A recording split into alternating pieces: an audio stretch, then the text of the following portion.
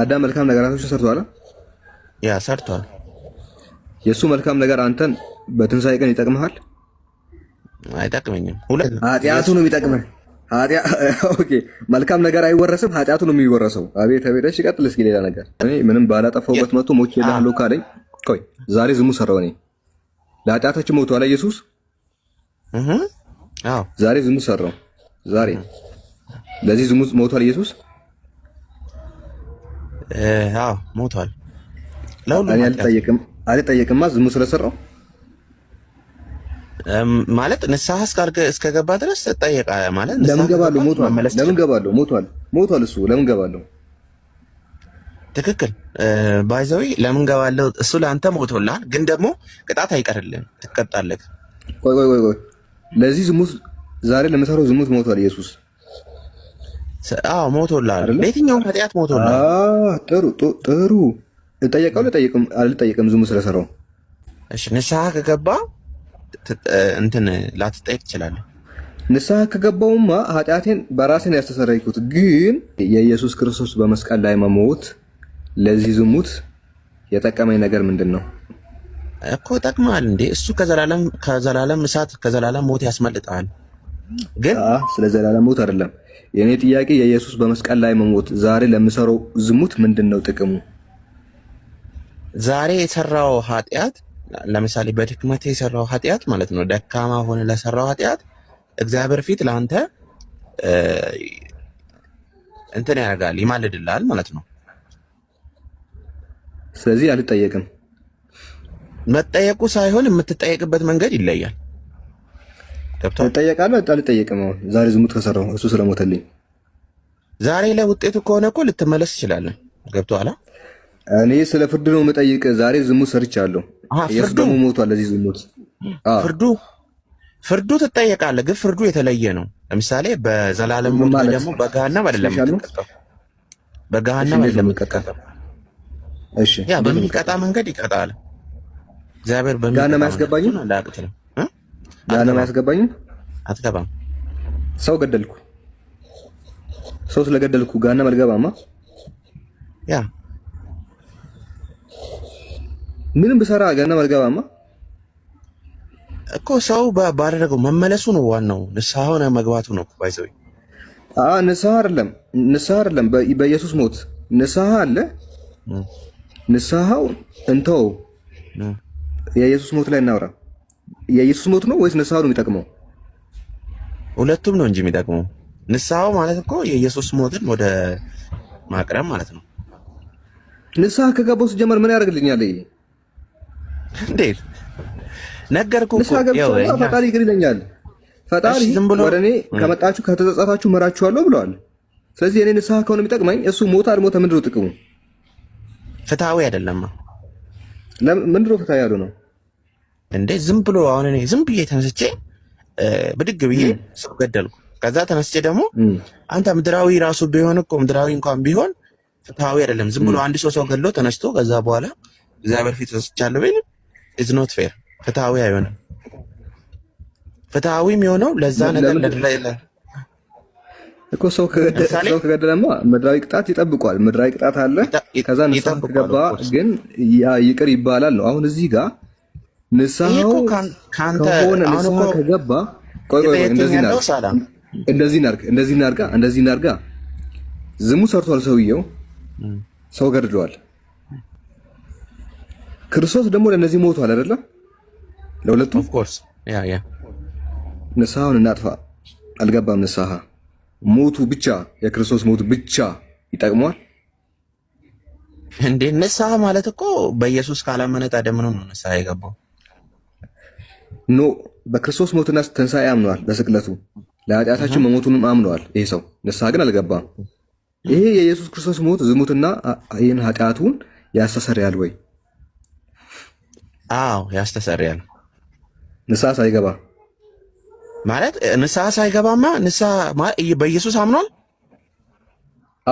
ንስሐ አልገባም። ኦኬ በኢየሱስ ካመነ ከዛ ደግሞ ስህተት ሰርቷል።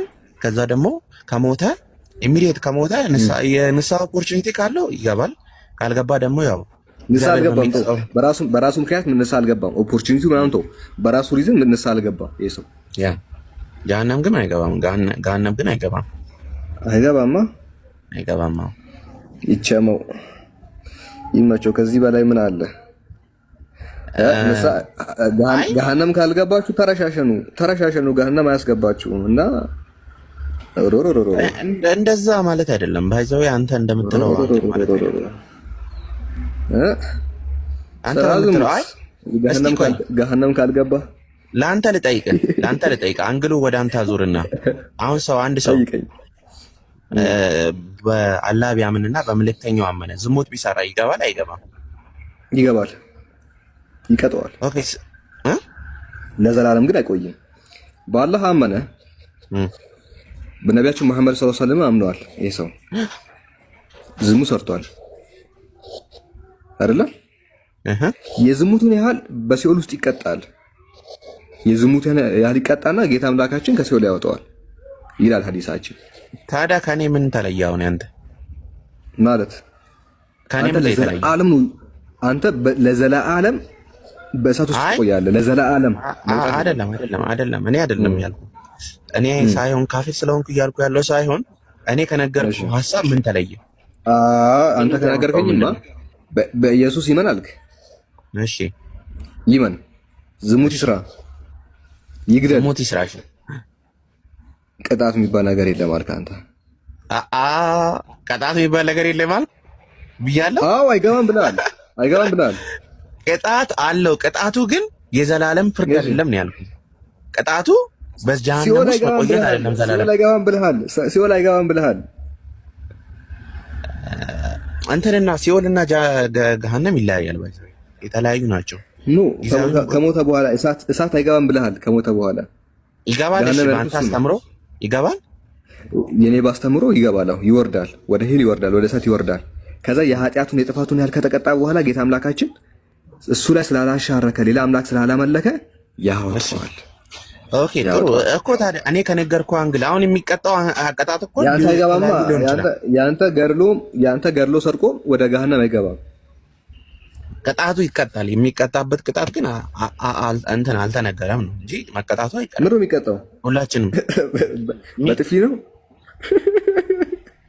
በጥፊ ነው። አይ አታሽፋል። ሲሪየስ እየተናገርኩ እሺ እንዴት ነው የሚቀጣው?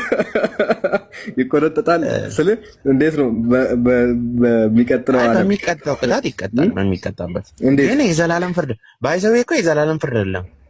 የዘላለም ፍርድ ከሆነ አንዴ ከገባበት ወጣ ገባ የምትልበት እንትን አይደለም። እሺ በምን ነው የሚቀጣው ነው ነገር እንደዛ። አሁን አንተ በምትለው አንግል ያንተ እኮ በዛ አንግል ጨዋታ ነው ማለት እኮ ነው። ለምንድን ነው ጨዋታ? ለምሳሌ አንድ ሰው እንዴ ለምንድን ነው ጨዋታ? ፍትሃዊ ነው እንጂ። ለምሳሌ አንድ ሰው ገደለ። አንድ ሰው ደግሞ 5 ብር ሰረቀ። ሁለቱም ይታሰራሉ። ይሄኛው ስንት ዓመት ነው የሚታሰረው? ይሄኛው እኩል የሚታሰሩት? እኩል አይታሰሩም። ይሄኛው ቢያንስ 20 ዓመት ሊታሰር ይችላል። ሰው የገደለው 5 ብር የሰረቀው ደግሞ 2 ወር ሊታሰር ይችላል። እንደዛ ከሆነ ወደ እስልምና ብናመጣ የእስልምና ፍትህም እንደዚህ ነው። እንዴት አንተ የምትቀጣው በኃጢአት ልክ ነው ይላል እስልምና። ለምሳሌ ሁለት ብር የሰረቀው ሰውዬ ገሃነም ይገባል እኮ ነገ። 20 ሰው የገደለ ሰውዬም ገሃነም ይገባል። ግን እኩል አይቀጡም። ይሄ የቅጣቱን ያህል የጥፋቱን ያህል ይቀጣል፣ ይሄኛውም የጥፋቱን ያህል ይቀጣል። ምኑ ነው ይሄ ጨዋታ የሆነው? ፍትሃዊ ነው እንጂ። አብ አምላክ ነው አይደል? እሺ አብ ራሱን የቻለ አምላክ ነው ወይስ ራሱን ያልቻለ አምላክ ነው? መልስ። ራሱን የቻለ ስትል ጥያቄን አስተካክለው። ራሱን የቻለ ስትል ምን ለማለት ፈልገ ነው? አብ ብቻውን ያለ ወልድና ያለ መንፈስ ቅዱስ አምላክ መሆን ይችላል ወይስ አይችልም? አስተካከልክ፣ አመሰግናለሁ። አብ ብቻውን ያለ ወልድና ያለ መንፈስ ቅዱስ አንድ መለኮት ይዞ አምላክ አይባልም። መለስኩ። ሳላ ዝም በል። ሳላ ገብተዋል። ጌታ ምስክሬ ነው። 825 ሰው ይታዘባል። ሳላ ምንም መልሰዋል። ብቻውን ጎዶሎ ሪካርዶ አለ፣ ባይዘው ሪካርዶ አለ። ብትቀጥፍብኝም ሳላ እኔ ሰላም ሰማው ችግር የለውም። ጽሁፈቱ ላይ ሳላ አለ እኮ። እሺ ቀጥል። ኦኬ አብ ብቻውን ያለ ወልድና ያለ መንፈስ ቅዱስ ራሱን የቻለ አምላክ አይደለም። አመሰግናለሁ። ወልድ ያለ አብና ያለ መንፈስ ቅዱስ ብቻውን አምላክ መሆን ይችላል ወይስ አይችልም? መቻል አለመቻል ሳይሆን አምላክ አይባሉም ነው። ለምን? ወልድና መንፈስ ቅዱስ አንድ አካል ናቸው። አካል አይነጣጠልም። ተስማማን፣ ችግር የለውም። በአንተ ቃል ፀሐይ ማለት ነው። በፀሐይ ላስረዳክ። በአንተ ቃል ሄደ ነው። ሌላ አልፈልግም። ምንድነው? አብ ብቻውን ያለ ወልድና ያለ መንፈስ ቅዱስ አምላክ አይባልም። አንድ ወልድም ያለ አብና ያለ መንፈስ ቅዱስ ብቻውን አምላክ አይባልም። አመሰግናለሁ። ሁለት ሶስተኛ መንፈስ ቅዱስ ያለ አብና ያለ ወልድ ብቻውን አምላክ መሆን ይችላል ወይስ አይችልም? አንድ ባህሪ ነው ያለው። አንድ ባህሪ ስለሆነ ሶስት ባህሪ ስለሌለ ሶስት ባህሪ አድርገን ለመንፈስ ቅዱስ ሶስተኛ ባህሪ ስለማንሰጠው ሶስተኛ ባህሪ ሶስተኛ አምላክ ልንለው አንችልም። ትክክል። ከደር ጀምዬ በጣም እንትን በትክክል እየሄድክልኝ ስለሆነ አመሰግናለሁ። እንደዛ ነው። ሶስት ባህሪ ስለሌለ አንድ ባህሪ ስላለ የዛ አንድ ባህሪ አካል ነው እንጂ ራሱን የቻለ ባህሪ የለውም። ለአንድ ባህሪ የለም። ሶስት ባህሪ ስለሌለ እኮ ሶስት ባህሪ ስለሌለ ብቻውን አምላክ አይባልማ።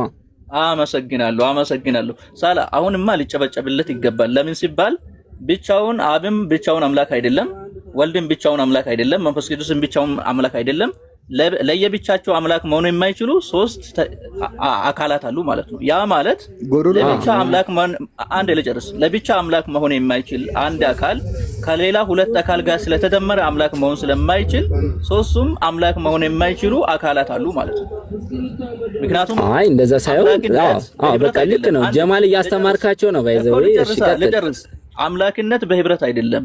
የአፍሪካ ህብረት ምናምን ህብረት፣ አውሮፓ ህብረት እንደሚባለው በህብረት የሚመጣ ነገር አይደለም። ብቻውን አምላክ መሆን የማይችል አካል 1 ሚሊዮን አካል ቢጨምርበትም እሺ፣ ቀጥል፣ አስረዳሽ። ልጨርስ። እሺ፣ ሶስት አምላክ ግን እንደማይባል እያስረዳቸው ስለሆነ ለህዝቦች ልጨርስ። አንድ አምላክ ነው። አረ ልጨርስልህ፣ አንዴ ልጨርስልህ። አብ ብቻውን አምላክ መሆን አይችልም። ወልድም ብቻውን አምላክ መሆን አይችልም። መንፈስ ቅዱስም ብቻውን አምላክ መሆን አይችልም። ሶስት አማልክት አይሆኑም። ምንድነው የማይሆነው? ሶስቱም አምላክ አይደሉም። ምክንያቱም ብቻቸውን ራሳቸውን ችሎ አምላክ መሆን የማይችሉ ሶስት አካላት አሉ። እነዚህ ሶስቱ አካላት ብቻቸውን አምላክ ካልቻሉ በህብረት የሚመጣ አምላክነት ስለሌለ ሶስቱም አምላክ አይደሉም። ጨርሻለሁ። በጣም የሚገርም ነገር ነው የሰማነው ዛሬ። ሶስት ጎደሎ አካላት ሙሉ የሚሆኑት በዚህኛው ነው። መጽሐፍ የጻፍክ ሰውነ በዚህ አይነት መንገድ እንድትወያይ እኔ አልጠበቅም ነበር። ከጀማል እኔ ያልኩት እንጂ እኔ ያላልከውን አላልኩም። የተባበሩት አማልክት ድርጅታሉ ጎደሎ ሳይሆን ምን ማለት ነው? እሺ አንዴ ኢንዳይሬክትሊ ነው ያልከው እኮ ላስረዳ። እኔ ፖይንቴን ተመልሷል እኮ ሀሳቡን እሱ ጀማል አሪፍ ምን ትላለህ? እስኪ አንተ ጎደሎ ናቸው ነው የምትለው ወይስ ሙሉ ናቸው ነው የምትለው? ሙሉ ናቸው ሶስቱም። ሙሉ የሆኑት እንዴት መሰለክ? አብ ሙሉ ነው፣ ማሰብ ይችላል፣ መናገር ይችላል፣ ሕያው ነው። አሁን መሰለክ የህልውና አንድነት ስላላቸው ደግሞ ነው አንድ የምንለው። አሁን አብ ሙሉ የሆነው እንዴት ነው ካልክ፣ አብ አካል አለው። ወልድ በቃልነት ነው አብ ውስጥ ያለው። የወልድ አካል አይደለም አብ ውስጥ ያለው። የመንፈስ ቅዱስም አካል አብ ውስጥ የለም። የመንፈስ ቅዱስ ህይወትነቱ ነው አብ ውስጥ። በስላሴ ታምናለህ እንዴ? እውነተኛው እንዴ በስላሴ ታምናለህ? እንደዛ ከሆነ ልጠይቅህ፣ የአብ መለኮት ከወልድ ጋር አንድ ነው ወይስ የራሱ የብቻው ነው? ረሳኝ እንዴ? ደንበኛችሁ ነኝ። አንድ አምላክ የሆኑ ሶስት አምላኮች አሉ ብዬ ነው የማምነው። እንደዛ ነው የማምነው።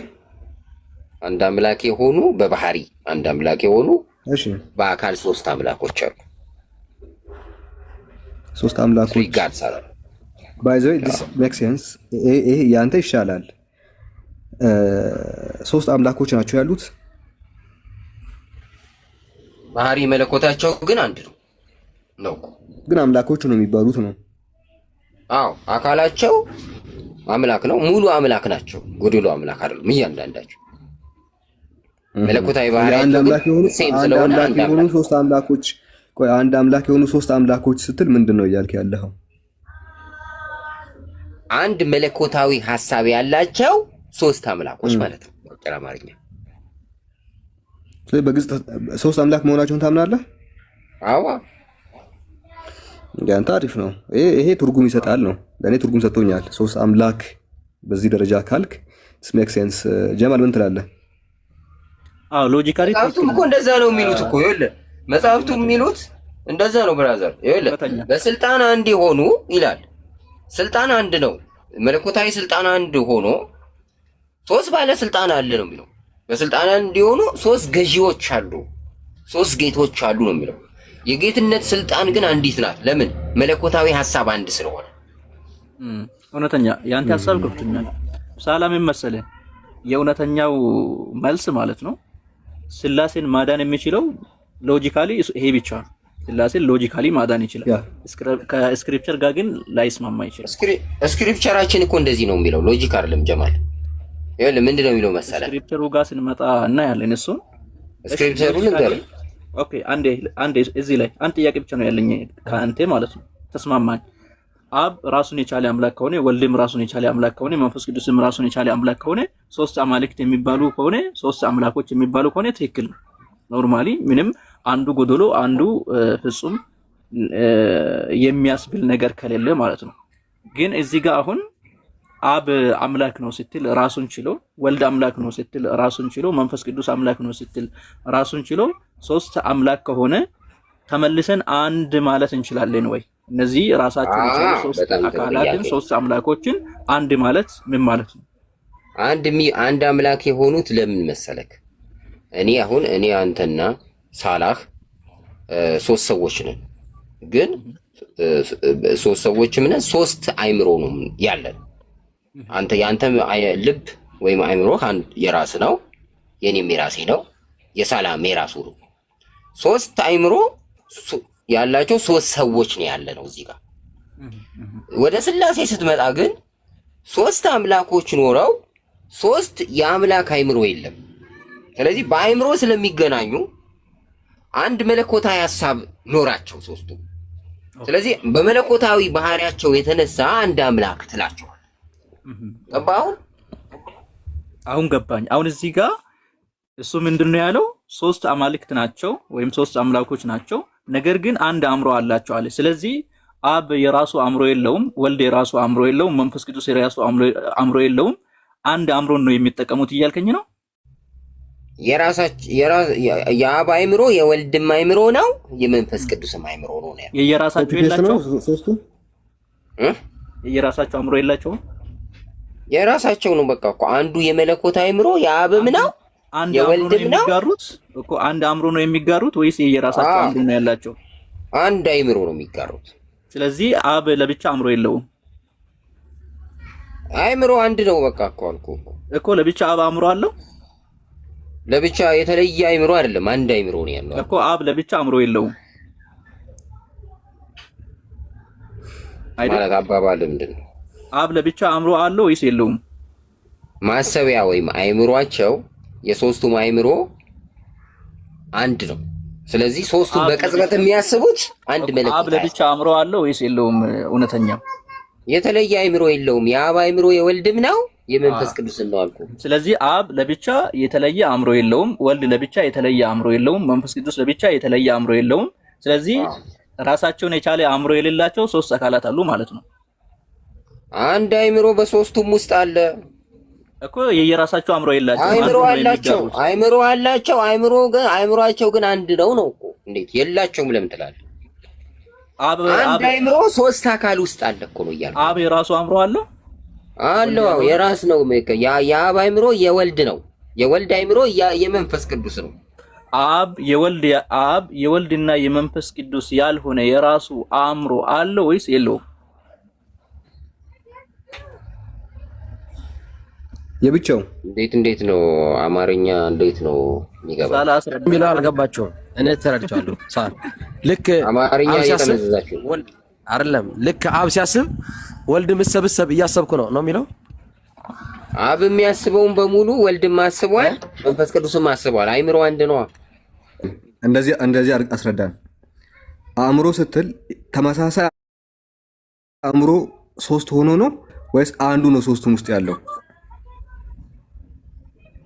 ሐሳብ? የመለኮታዊ ሐሳብ በአብ ልብነት የታሰበው በሙሉ በወልድና መንፈስ ቅዱስም አስበውታል። ምክንያቱም ወልድ በአእምሮነት አብ በአእምሮነት ወልድና መንፈስ ቅዱስ ውስጥ አለ። እየጠየቅኩ ያለሁት እንደዚህ ነው። ሶስት ተመሳሳይ አእምሮ ነው ያለው ወይስ አንዱ አእምሮ ብቻ ነው ሶስት ውስጥ ያለው? ሶስት ተመሳሳይ አእምሮ ሳይሆን አንድ አእምሮ ነው ያለው። አንድ አእምሮ ነው ያለው። አንድ ሐሳብ ነው እኮ። እሺ ችግር የለውም ሐሳብ። እሺ አንድ ነው ያለው አእምሮ ስልክ የአካል ክፍል ምናምን እኮ አይደል የምትሄደው ያለ ችግር እንድንግባባ ነው እንደዚህ ያደረኩት። የአካል ክፍል ሳይሆን የምትለው አንተ ሐሳብ መለኮታዊ ሐሳብ አብ የሚያስበው በሙሉ በወልድም ታስቧል፣ በመንፈስ ቅዱስም ታስቧል። ስለዚህ አንድ ሐሳብ ነው ያለው። ያ አንዱ ሐሳብ ሶስቱም ውስጥ አለ ነው። አዎ እንጂ ሶስት ሐሳብ አይደለም ያለው ነው። አዎ አንድ አምላክ የምትለው ከዚህ ከመለኮታዊ ሐሳብ የተነሳ ከዚህ ሐሳብ የተነሳ ነው አይደለ? አዎ እግዚአብሔር አብ ለወልድና ለመንፈስ ቅዱስ እግዚአብሔር አብ ለወልድና ለመንፈስ ቅዱስ በአርአያችን በአምሳላችን ሰውን እንፍጠር አላቸው ይላል። ለምንድን ነው ሐሳቡን ያቀረበላቸው? እሱ እያወቁ እነሱ ይሄም መሰለክ አንደኛ በአብ ልብነት ነው የሚታሰበው የሚለውን ይነግርሃል። ሁለተኛ አብ ብቻውን የሚፈጥር አይደለም ከወልድና ከመንፈስ ቅዱስ ጋር አብሮ ነው የሚፈጥረው ለሚል ለማሳየት የጠየቁት ጥያቄ እሱ አይደለም። የጠየቁት ጥያቄ እሱ አይደለም። እነሱ ያውቃሉ አብ እያሰበ ያለውን ነገር። ለምንድን ነው እንፍጠር የሚላቸው? እዚህ ጋር ለአንተ በሚገባህ ቋንቋ እየተነገረ ነው አልኩ። በሰማይ አብ እንፍጠር ብሎ ድምፅ አውጥቶ አላወጣም። እንፍጠር ብሎ ሲል ይሄ አነጋገር ገና እነሱ እየተነጋገሩ ይመክራሉ። እርግጥ አብ ወልድ መንፈስ ቅዱስ ይመክራሉ። በአንድ ልብ እንዴት እንደሚመክሩ ግን ከጽሁፉ በፊት እናውራና በሰማይ አብ ለወልድ እና ለመንፈስ ቅዱስ እንፍጠር ብሏቸው አላላቸው? ብሏቸዋል ይላል። ይሄ ለምንድን ነው እንፍጠር የሚላቸው? እነሱ የሚያውቁ ከሆነ እኮ አሁን እንፍጠር እዚህ ጋር ይሄንን መረዳት ያለብህ ብራዘር። እንፍጠር ብሎ ሲተነጋገሩ ማለት ወልድና መንፈስ ቅዱስ አያውቁም ማለት አይደለም። የሚያውቀው ነገር ለምን ይነግረዋል ታዲያ? እሱም እኮ አንተ እንዲገባህ ነው። አንተ በመፍጠር እኩል መሆናቸው አማርኛው ነው እኮ። አማርኛ ዘይቤ አታውቅም? የማስረዳት ዘይቤ ምንድን ነው የሚያወሩት በሰማይ ቤት? ቆይ ሶስቱም ተመሳሳይ እውቀት ካላቸው ተመሳሳይ አእምሮ ካላቸው አብና ወልድ ምንድን ነው የሚያወሩት? ይመክራሉ። አሁን ለምሳሌ አሁን እኛ እዚህ ጋር ሶስት ልብ ኖሮን የተለያየ ልብ ኖሮን እንመካከራለን። እነሱ ግን በአንድ ልብ ይመክራሉ። እንዴት እንደሚመክሩ አታውቅም። ሁሉንም አብና ወልድ ጥንት ከዘላለሙ እርስ በርስ ያወራሉ። ያወራሉ። ምንድን ነው የሚያወሩት? የሚሰሩትን ነው። ለምንድን ነው የሚያወሩት? የሚሰሩትን ማውራት ስለሚችሉ ነው። አብ ወልድ የሚያወራውን ወልድ አብ የሚያወራውን ያውቃል። ለምንድን ነው የሚያወሩት ታዲያ? ማውራት ልከለክላቸው ያውቃሉና ማውራት አይችሉም። ምንድን ነው የሚያወሩት? እያወቀ ምንድን ነው ያወሩት? ማውራት ይችላሉ። አንተ እሱንም መከልከል ያውቃል። አንዱ ያውቃል። አንዱ ምን እንደሚያወራ አንዱ ያውቃል። ስላወቁ አንተ እኔ እናንተ ራሱ እንኳን ሁለት ልብ ኖረን የምንሰራውን እያወቅን እናወራለን። ቆይ ያስጨዋል። ስማ አብ ምን እንደሚል ወልድ ምን እንደሚል ሁሉም ያውቃል አይደለ? ምንድን ነው የሚያወሩት ታዲያ? የሚያወሩትን እነሱ ያውቃሉ፣ እኛ ምን እናውቃለን? ገባክ? በአንድ ልብ መምከር እንዴት እንደሆነ አናውቅም። የምናውቀው እኮ መጠንና ባይሆን እንደዚህ ነው። አብ ዓለም የሚጠናቀቀው በ3000 ዓመት ነው ይለዋል። ወልድ አውቃለሁ ይላል።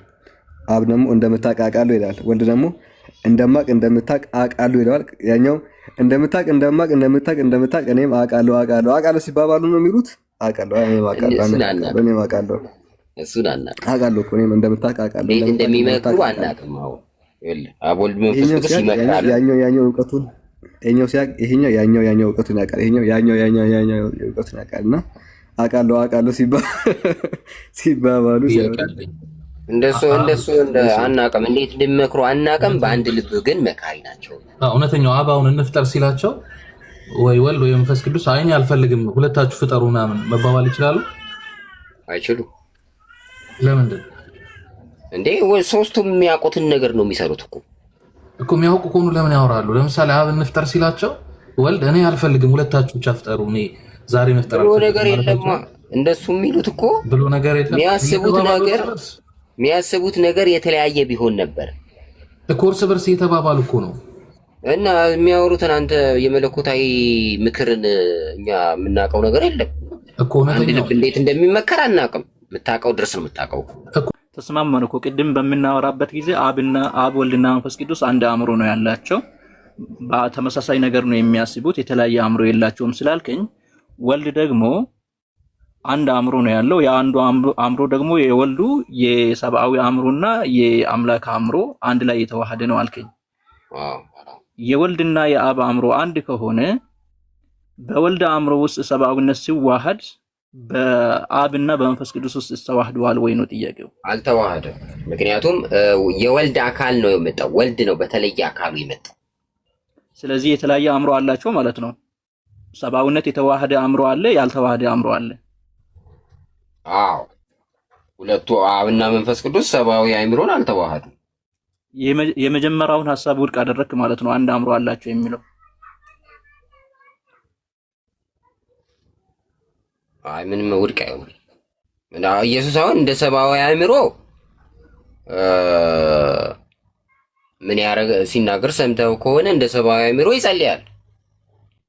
ሰብአዊ አእምሮ መጸለይ ስላለበት፣ እንደ አምላካዊ አእምሮ ደግሞ የፈለገውን ነገር ያረጋል፣ ያሰበውን ያረጋል። መፍጠር ሲፈልግ ይፈጥራል፣ ማዳን ሲፈልግ ያድናል። እኮ አሁን ተስማማን እኮ። ምን ላይ ነው የተስማማ ነው? የኢየሱስ አእምሮ ሰብአዊነት የተዋሃደበት አእምሮ ነው። የአብና የመንፈስ ቅዱስ ደግሞ ሰብአዊነት ያልተዋሃደበት አእምሮ ነው። ሰብአዊነት የተዋሃደ አእምሮ አለ፣ እሱ የወልድ ነው። ሰብአዊነት ያልተዋሃደባቸው አእምሮዎች አሉ፣ የአብና የመንፈስ ቅዱስ። ስለዚህ የተለያየ አእምሮ ነው ያላቸው። አንድ ቢሆን ኖሮ አንዱ ላይ ሲዋሃድ ሌላውም ላይ መዋሃድ ነበረበት። አይዋሃድማ። በተለየ አካሉ የመጣው ወልድ ብቻ ነው። አእምሮ ከአካል ተለይቶ ነው እንደነበረው አእምሮ የወልድ አካል ከነባህሪው ሲመጣ ከዚህ ከስጋዊ ባህሪና አካል ጋር ነው የተዋሃደው። ስለዚህ እንደ ሰው አእምሮ ሰው ምን ይላል? ሰው መጸለይን ይፈልጋል፣ ይጸልያል። ኢየሱስ ገባ? ኢየሱስ አንድ አእምሮ ነው ያለው።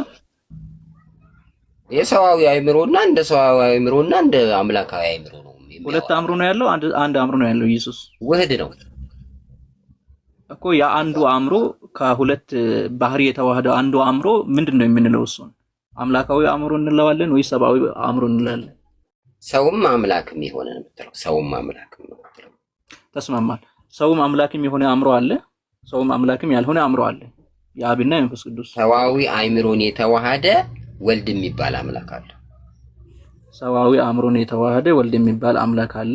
ያ የወልድ አእምሮ ከሰብአዊነትና ከአምላክነት የተዋሃደ አእምሮ ነው።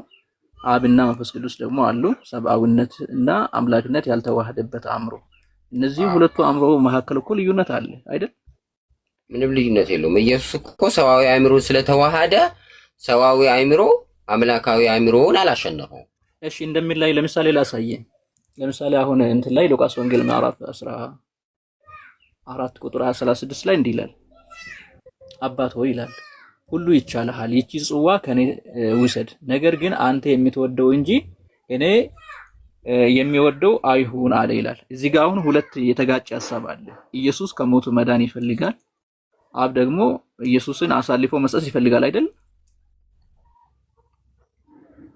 እቺ ጽዋ ከኔ ትለፍ የሚለው እኔ ሳልጠጣት ልቅር ሳይሆን እኔ የምረዳው ልጠጣት ነው። ኦኬ ግደልኝ ያለው ነው። አዎ እቺን ጽዋ ልጠጣት። ምክንያቱም የሰው ልጅ ሊሞት ሊገደል በሶስተኛውም ቀን ሊነሳ ይገባዋል ብሎ ቀድሞ ተናግሯል። ስለዚህ እቺ ጽዋ ከኔ ትለፍ ማለት አሁን ልጠጣት ሰዓቱ ደርሷል ነው። ስለዚህ ግን የኔ ፈቃድ ብቻ ሳይሆን ያንተ ፈቃድ ይሁን የሚል አብም መኖሩን እያሳወቀህ ነው። እኔ ብቻ አይደለሁም አብም የሚባል አምላክ አለ እያለ የማስታወቂያ ስራ እየሰራ ነው። አንተ ኢየሱስን ብቻ የአምላክ ብለን እንዳትሄድ አብ የሚባል አምላክ አለ የሚለውንም እኮ እያስረዳ ነው የሚሄደው ኢየሱስ። እንደዛም ከሆነ እኮ እንጂ የሚለው ሁለት የተለያየ ሐሳቦችን ነው የምታያይዘው አይደል? ምንድነው ያለው እዚህ ጋር? መለኮታዊ ፈቃድ የኔ ፈቃድ ብቻ ሳይሆን ያንተም ፈቃድ ነው ለማለት አብን ያመጣልሃል እኮ። አንድ ልጨርስ። ኢየሱስ ምንም ይሁን ምን ያሰበው ነገር መሞት አስቦም ይሁን አለመሞት አስቦም ይሁን ብቻ የአብና የኢየሱስ እዚህ ጋር መለያየቱን ነው የምናየው። ኢየሱስ መሞት ፈልጎ ነው ብለን ከወሰድ ነው አንድ ልጨርስ። ኢየሱስ እዚህ ጋር መሞት አስቦ ነው ካልከኝም ይስማማኛል። እኔ ከአውዱ ከጥቅሱ ጋር ባይሄድም ራሱ ማለት ነው። ኢየሱስ መሞት ከፈለገ አብ ኢየሱስ እንዲሞት አልፈለገም ማለት ነው። ኢየሱስ መሞት ካልፈለገ ደግሞ አብ መሞት ፈልጓል ማለት ነው። እንደዛ ነው የሚሆነው። ለምን ካልከኝ ሁለት ተቃራኒ ሐሳቦችን ነው አያይዘው ያመጣ። ምን ብለው አባት ሆይ ሁሉ ይቻልሃል አለ፣ ይቺን ጽዋ ከኔ ውሰድ አለ። ነገር ግን ማለት ነው። ነገር ግን አንተ የምትወደው እንጂ እኔ የሚወደው አይሁን አለ። አብ የሚወደው ነገር አለ፣ ወልድ የሚወደው ነገር አለ። ግን አብ ለሚወደው ነገር ቅድሚያ እየሰጠ ነው ያለው። አንድ አእምሮ ካላቸው እንዴት ነው ሊለያዩ የቻሉት? እንደ ሰዋዊ አእምሮም ያወራል ኢየሱስ። እንደ ሰዋዊ አእምሮ ሰዎች መከራ ሲደርስባቸው አንደኛ አንተ በተረጎምከው መልኩ ከዚህ መከራ አድነኝ ማለትም ይጠበቅብሃል። ሁለተኛ መከራውን ለመቀበል ኃይል ስጠኝ ማለት አለብህ። ስለዚህ ኢየሱስ በዚህ ምድር ሲመላለስ እንደ ሰውም ስለሆነ እንደ ሰውኛ ያወራል ለማስተማር ስለመጣ፣ እንደ አምላክ ስለመጣ ደግሞ አምላካዊ ቃልም ይናገራል። ስለዚህ ምን እያወራ ነው ብለህ መጠየቅ አለብህ። ኢየሱስ የሚያወራው ስለምንድን ነው ብለህ መጠየቅ አለብህ። ለምሳሌ አሁን አባቶይ በአንተ ዘንድ በነበረኝ ክብር አክብረኝ ሲል ምን እያወራ ነው ማለት አለብህ። በሱ ዘንድ በመለኮታዊ ክብር የነበርኩ ነኝ፣ ካንተ ጋር ነበርኩ፣ አሁንም አክብረኝ በዛ ልክ ይላል። ስለዚህ ክብሩ ወርዷል ዝቅ ብሏል ማለት ነው አይደለም። ስጋ የለበስኩት ስጋ ራሱ ከዛ ከመለኮታዊ ማንነቴ እኩል ይሁን፣ ይሄ ስጋ ራሱ አምላክ ይሁን እያለ ነው። ስለዚህ የኢየሱስን አነጋገር ዘይቤ ስለ ስጋው ሲያወራ፣ ስለ መለኮቱ ሲያወራ፣ በአንድነት ሲያወራ ምን እያለ ነው ብለህ መፈተሽ አለብህ። ምንም ይሁን ምን እዚህ ጋር አሁን ሁለት የተለያየ አእምሮ ነው ያለው። አንዱ መሞት ያልፈለገ አእምሮ አለ፣ ሌላው ደግሞ መግደል የፈለገው አእምሮ አለ። እነዚህ ሁለት አእምሮ ደግሞ አንድ ነው ማለት አትችልም፣ አንድ ማድረግም አትችልም። እዚህ ጋር መሞት አልፈልግም የሚል ትርጉም የለውም አልኩ እኮ። ከኔ ውሰድ እያለ እኮ ነው። ይቺ ጽዋ ከኔ ትለፍ እያለ ቢፈልግ ነው። ውሰድ ማለት ልጠጣት ነው፣ ጽዋዋን ልጠጣት ነው ተብሎ የሚፈታው። ከኔ ውሰድ ልጠጣ እንደዛ የሚባል አማርኛ የለም። ከኔ ውሰድና ልጠጣ ሁለቱ የተለያየ ነገር ነው፣ ተቃራኒ ነው ራሱ። አማርኛዎች እኮ እንደዚህ አይነት አማርኛዎች ይጠቅማል። ይኸውስ ለምሳሌ አንተ ኩባያ ይዘህ ሳለ ባለቤትን ከኔ ውሰድ፣ ከዛ እሷ ስትወስድ ልጠጣ ማለት ፈልጌ እኮ ነው ትላታለህ። ከኔ ውሰድ ማለት ነፍሴን ተቀበል ማለት እኮ ነው በሌላ አነጋገር። እሺ ኡስታዝ ሰላም አለይኩም። ወአለይኩም ሰላም ወራህመቱላሂ ወበረካቱ። ሰላም አለይኩም ወራህመቱላሂ ወበረካቱ። ያ ጀማ እንዴት ናችሁ? ሳላህ እንዴት ነህ? ኡስታዝ ጀማል ከደረ። ወአለይኩም ሰላም ወራህመቱላሂ ወበረካቱ። ሁሉ ሰላም ነው? አልሐምዱሊላህ። እንዴት ናችሁ? ማሻአላህ። ውይይታችሁ እንዳላቆረፍደው ሲጀመር እኮ ኡስታዝ ጀማል አብና ወልድ አንድ አይምሮ አላቸው የሚል ነገር የለም። በነገራችን ላይ አይምሮ ማለት አእመረ ከሚል ነው፣ አወቀ ማወቂያ ማለት ነው። አብና ወልድ በእውቀት ራሱ ይለያያሉ እንደ ባይብል ከሆነ ማለት ነው። ማርቆስ ወንጌል ምዕራፍ 13 ቁጥር 32 ላይ ስለዛች ቀንና ስለዛች ሰዓት ከአብ በቀር የሰማይ መላእክት ወልድም አያውቁም ነው የሚለው፣ አያውቅም ነው የሚለው። የሰማይ መላእክትም ወልድም ቢሆን አያውቅም ነው የሚለው፣ ከአብ በቀር ብሎ ነው። አንደኛ በእውቀት ይለያያሉ፣ ሁለተኛ ነገር ደግሞ እርስ በርሳቸውም ይተዋወቃሉ። ዮሐንስ ወንጌል ምዕራፍ 10 ቁጥር 15 ላይ እንደዛ ነው። አብ እኔን እንደሚያውቀኝ እኔም አብን እንደማውቀው በጎቼም እኔን ያውቃሉ እኔም በጎቼን አውቃቸዋለሁ ነው የሚለው። ስለዚህ ኢየሱስና በጎቹ ኢየሱስና ሐዋርያት እርስ በርስ የሚተዋወቁት ነገር የየራሳቸው አይምሮ ስላላቸው ነው። ከዛ አንፃር አብና ወልድም እርስ በርሳቸው ይተዋወቃሉ፣ አንደኛው አንደኛውን ያውቀዋል። በእውቀት አንድ ናቸው ያልክበት ምንም አይነት ጥቅስ ባይብል ላይ ከዘፍጥረት እስከ ራዕየ ዮሐንስ ድረስ ማምጣት አትችልም። እውነተኛው በእውቀት አንድ መሆናቸው ማሳወቂያው ምን መሰለ? ራሱ ኢየሱስ የተናገረው እኔ በአብ ስም የምሰራው ይህ ስለኔ ይመሰክራል። ስሙን ነው የሚጠቀመው እንጂ ራሱ ነው የሚሰራው። እኮ በአብ ስም የሚሰራው እኮ በስጦታ አግኝቶ ነው። ዮሐንስ ወንጌል 17:5 ላይ ልፈጽመው የሰጠኝን ስራ እኔ በምድር ላይ አከበርኩ ይላል። ዮሐንስ ወንጌል ምዕራፍ 5 ቁጥር 35 ላይ ምንድን ነው የሚለው? እኔ የምሰራው ስራ አብ ልፈጽመው የሰጠኝ ስራ ስለኔ ይመሰክራል አለ። ለነብይነቱ ለመልእክተኛነቱ ማስረጃ ሆኖ የሰጠው ስጦታ ነው። በስጦታ ያገኘው እንጂ ከራሱ አይደለም የሚሰራው። ዮሐንስ ወንጌል 5:19 ላይም 21 ላይም ሲናገር እንደዛ ነው የሚለው። ወልድ ከራሱ ምንም ነገር ማድረግ አይችልም እና አብ የሚያሳየውን እንጂ ከራሱ ምንም ነገር ማድረግ ያየ ነው እያሳየው ነው። የሚያይ አካል ደግሞ የግድ የራሱ አእምሮ አለው፣ የራሱ ፈቃድ አለው፣ የራሱ ስሜት አለው እና ሁለቱ አእምሯቸው አንድ ነው የሚል ነገር ባይብል ላይ ምንም ጥቅስ የለም። አእምሮ ማለት እንዳልኩ ማወቂያ ማለት ነው። አመረ አወቀ ማለት ነው። አእምሮ ማለት ማወቂያ ማለት ነው። እርስ በርሳቸው ይታወቃሉ፣ እርስ በርሳቸው ያወራሉ። ያለዛ ትርጉም የለውም እርስ በርሳቸው የሚያወሩት። የምወድህ ልጄ አንተነ በአንተ ደስ ይለኛል ብሎ ማርቆስ 1:11 ላይ ሲናገር ኢየሱስ ዮሐንስ ወንጌል 17:3 ላይ ደግሞ እውነተኛ አምላክ ብቻ ይሆንከ አንተን እያለ አንተ እያሉ እርስ በርሳቸው ያወራሉ። አንተ እየተባባሉ ማለት ነው። አእምሯቸው አንድ ከሆነ ግን እርስ በርስ ማውራት የሚባለው ትርጉም አይኖረውም። ድራማ ነገር እየሰሩ ነው ያሉት እና የእነሱ ዲስቲንክሽን የሚባለው ነገር ወይም ደግሞ ልዩነታቸው ሪል ነው እንጂ የእንትን አይደለም፣ ኮንሴፕቹዋል አይደለም፣ ሐሳባዊ ሳይሆን ሪል ነው። በእውነቱ ላይ የተመሰረተ ነው። ድራማ እየሰሩ አይደለም ሲያወሩ የነበሩት እና አብና ወልድ በአእምሮ አንድ ናቸው የሚል በእውቀት አንድ ናቸው የሚል ባይብል ላይ አሁንም ቢሆን አታመጣም። መቼም 1000 ዓመት ብንሰጥ አታመጣው። ሌላ ላምጣለህ። ኢየሱስ እንዲህ ይላል ዮሐንስ ወንጌል ምዕራፍ 16 ላይ እርሱ ቁጥር 14 ላይ እርሱ እኔን ያከብረኛል ይላል። ማነው? መንፈስ ቅዱስ። መንፈስ ቅዱስ ለኔ ካለኝ ወስዶ ይነግራችኋል አለ። ለወልድ ካለው ወስዶ ነው መንፈስ ቅዱስ የሚናገረው።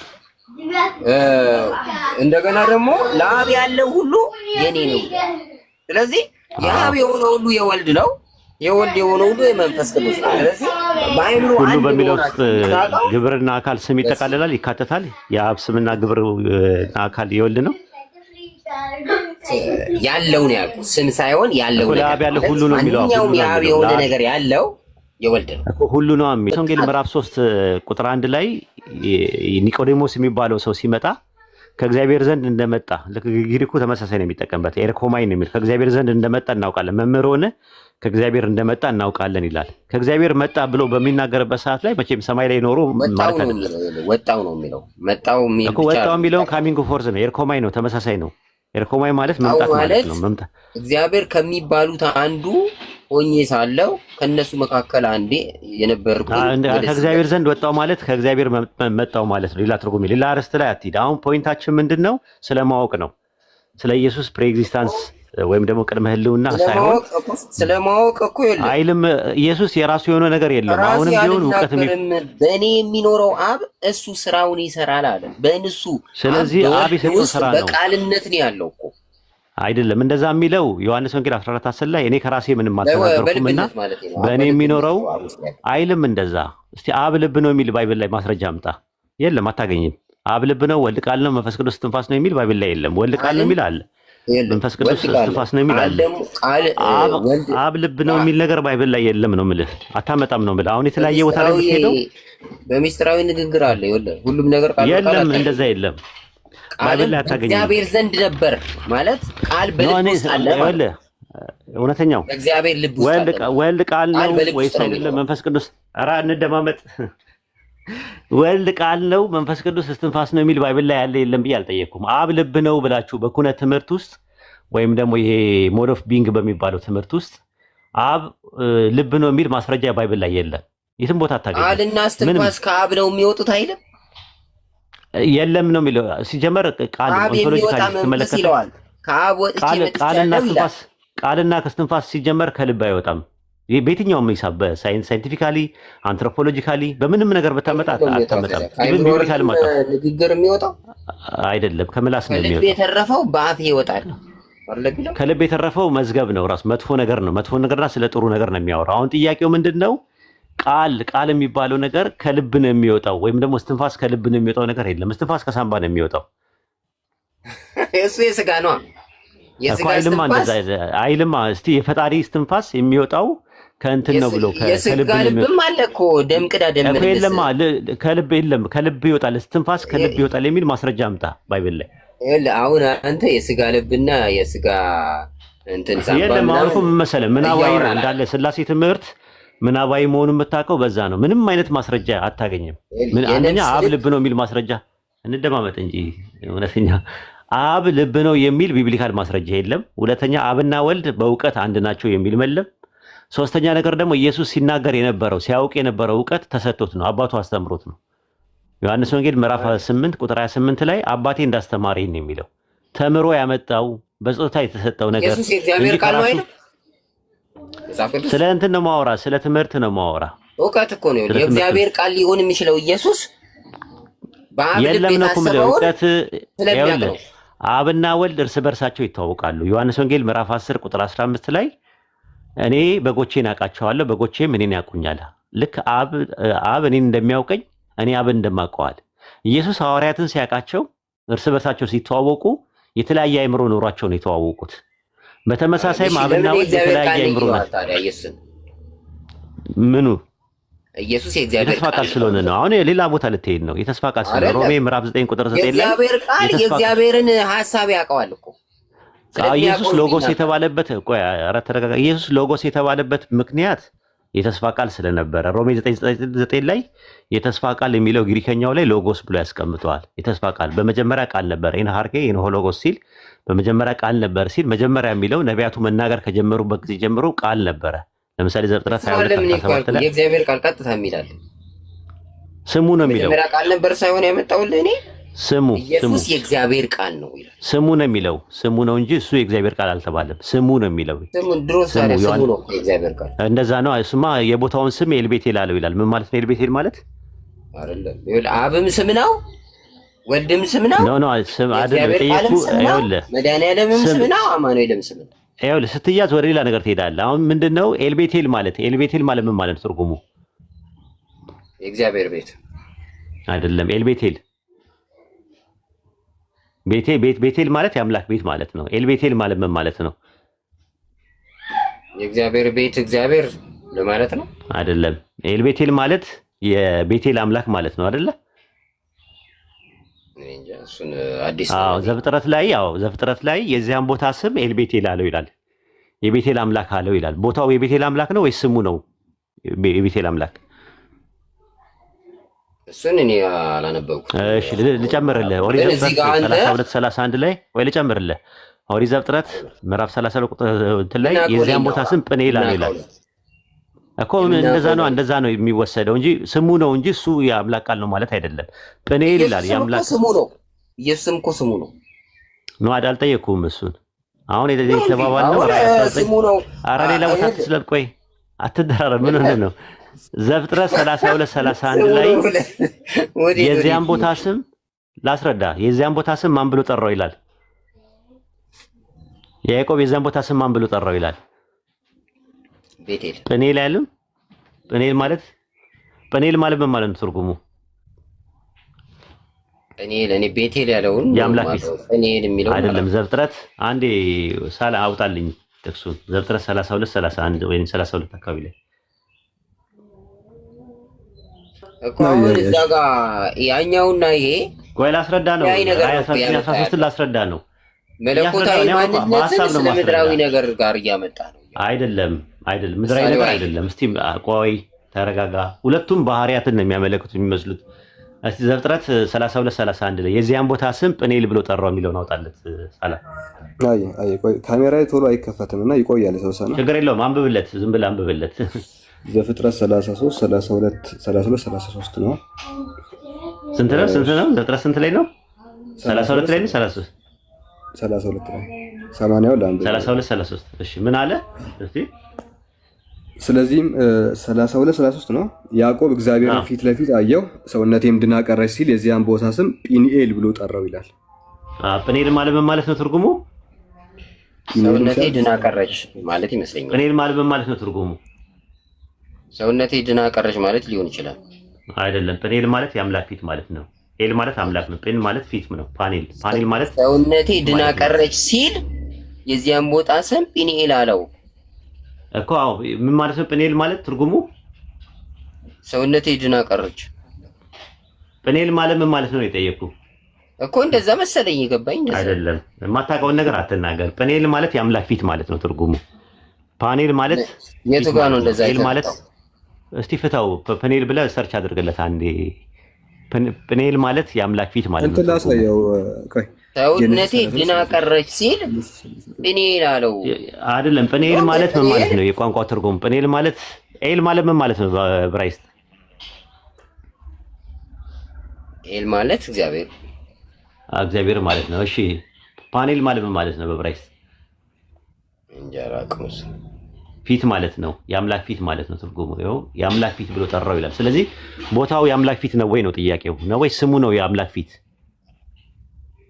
እኔ አሁን እዛ በባይብሉ የገባኝ ሰውነቴ ድና ቀረች በሚለው ነው የገባኝ። እሱ ያንተ ትርጉም ነው። መጽሐፉ ላይ እንትን የለም ራሱ። ጵኒኤል ማለት የቃሉ ትርጉም። ኤል ማለት ምን ማለት ነው? የሁለት ቃላት ውቅር ነው። የአምላክ ፊት ማለት ነው። ይታያል እዚህ ጋር ይኸውና፣ እዚህ ጋር ይታያል። ፌስ ኦፍ ጋድ ጵኒኤል ፌስ ኦፍ ጋድ ይላል። ፌስ ኦፍ ጋድ ይላል። የአምላክ ፊት ማለት ነው። አሁን ጥያቄ የሚነሳ ኧረ ሌላ ትርጓሜ ካለ አንተ ማስረጃ አምጣ። የለም ከዚህ ወላሂ የለም። ኧረ አሁን እኮ ድርቅና ነው ያዝከው ሲል አለ እኮ ሰውነቴ ድና ቀረች ሲል ጵኒኤል አለው ካለ እኮ ጵኒኤል ማለት ራሱ ሰውነቴ ድና ቀረች ማለት እኮ። እስራኤል ምን ማለት ነው? እስራኤል ማለት እስራ ማለት መታገል ማለት ነው። ኤል ማለት አምላክ ማለት ነው። ከአምላክ ጋር የሚታገል ማለት ነው። ይሄኛው ግን ጵኒኤል ማለት ትርጉሙ የአምላክ ፊት ማለት ነው። በሌላ ደግሞ ትርጉሙን ታውቃለህ? አሰናካይ ማለት ነው። ምናዊ ማለት እስራኤል አልኩ። ማን ነበር አሰናካይ የሚለው? ያዕቆብ ነው አሰናካይ። አሰናካይ እስራ ማለት አሰናካይ ተብሎ የመጣበት ጥቅስ ሲኖር ይሆን? አይ ቆይ ያዕቆብ ነው መሰለኝ። እዚህ ጋር ተሳስቻለሁ። ሶሪ ቶ አይ በቃ ዝም ብለህ ነው። አሁን ግን ዋናው ነጥብ ምንድነው የተነሳንበት? ኦሪት ዘፍጥረት ምዕራፍ 32 የእግዚአብሔሩን ባህሪ ወደ ሰው አምጥተኸው የአምላክ ፊት አየህ። ቦታው የአምላክ ፊት አለው። ስሙ ነው እንጂ የቦታው ቦታ እንዴት ነው? ቦታ የዛ ቦታ ማለት ጂኦግራፊካል ሎኬሽን ነው አንደኛ። ሁለተኛ ፍጡር ነው። ያንን ፍጡር ምን አለው? የአምላክ ፊት አለው ይላል። ማለት ቦታው የአምላክ ፊት ማለት አይደለም፣ ስሙ ነው። የዛ የቦታው ስም የአምላክ ፊት ተብሏል። ሌላ ቦታ ላይም ኤልቤቴል አለው ቦታውን ይላል። ኤልቤቴል ማለት የቤቴል አምላክ ማለት ነው ትርጉሙ። ግን ቦታው ግን አምላክ አይደለም ራሱ። በተመሳሳይም ራዕየ ዮሐንስ ምዕራፍ 19 ቁጥር 13 ላይ ስሙ የአምላክ ቃል ተብሏል። ማለት የኢየሱስ ስሙ ነው የአምላክ ቃል እንጂ እሱ ራሱ ቃል አይደለም። ምክንያቱም ቃል ሊሆን አይችልም፣ የአምላክ ቃል ሊሆን አይችልም። ሌላ ቦታ እኮ ቃል ብሎታል። ቃልም እግዚአብሔር ነበር። ማቴዎስ እሱ ቅድም አስረድቻለሁ። እዛ ጋር ሎጎስ የተባለበትን ምክንያት እዛው ጋር ችላ ያሳየው የዚያን ቦታ ስም ጵኒኤል ብሎ ጠራው ይላል። እዛው ህዳጉ ላይ ጵኒኤል ማለት የእግዚአብሔር ፊት ማለት ነው ብሎ ያስቀምጣሉ። እዛው ከስር በኩል እንዳይክር ያለው። እሺ ቀጥሉ። ሌላ ትርጓሜ ቢሆንስ ምን ታውቃላችሁ እኮ? ማስረጃ ነው ማምጣት ያለብህ። በሌለ ነገር እንዴት ይወራል ራሱ? አሁን ለምሳሌ ኪሴ ውስጥ 20 ብር አለኝ ብለህ ብትል አውጣና ሳየው ነው የምትባለው እንጂ አለመኖሩን በምን ታውቃላችሁ አይባልም። አለ ያለው ሰው ነው ማምጣት ያለበት። ስለዚህ ጵኒኤል ማለት የአምላክ ፊት ነው ይሄው ሲል ብሎ ትርጉሙን ከነገረ ሌላኛው ችግር የለውም። እኔ እንኳን አጋጣሚ ያው በእውቀት አንድ ናቸው ምናምን እያልክ ስታወራ ነው የገባሁት። በዛ ላይ ደግሞ ያው ሰሞኑን ቢዚ ሆኜ ስለጠፋው በዛም ሰላም ልበላችሁ ብዬ ነው የመጣሁት። ኢንሻአላህ ቀጥሉ ኡስታዝ ጀማል። አይ ጁማ እንኳን ደረሰብን እዚህ ሀገራችን። ብንወጣስ ኢንሻአላህ ሌላ ጊዜ እንገናኛለን። ጀዛከላሁ ኸይር ኡስታዝ። እሺ እውነተኛው አለ። ሁለተኛ አለው ሳላ ጀሚ የምጠይቀው ጥያቄ አለ። በቃ እኔ ሊወጣ ነው። ቀጥሉ። እሺ መልካም ቀን ይሁንላችሁ። እንገናኛለን። ጁማ ወርዱ ኢንሻአላህ። አይ እሺ እና ኢንሻአላህ ወይ ከሰዓት እንከፍታለን። ሰላም አለይኩም ወአለይኩም።